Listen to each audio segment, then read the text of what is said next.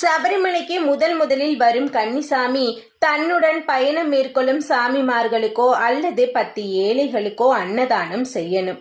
ஏனென்றால் அன்னதான பிரபுவாகிய ஐயப்பன் இதன் மூலமாக மிகுந்த சந்தோஷத்துக்குள்ளாகும் போது அதன் பலன் பக்தனுக்கு முழுமையாக கிடைக்கும்ங்கிறது ஐதீகம்.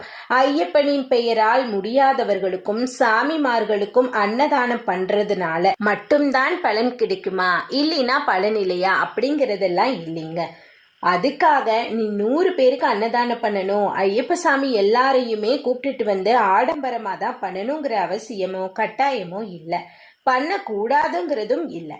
பண்ண விருப்பமும் தகுதியும் இருக்கிறவங்க எவ்வளோ முடியுமோ அவ்வளோ பண்ணலாம். அதாவது உங்கள் சக்திக்கு தகுந்த அளவுக்கு தான் பண்ணணுங்கிறது தான் முக்கியம்.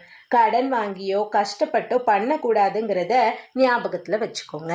உதாரணமா எங்க வீட்டுல கன்னி பூஜை செஞ்சு கொடுத்த குருசாமி சொன்ன ஒரு சிறிய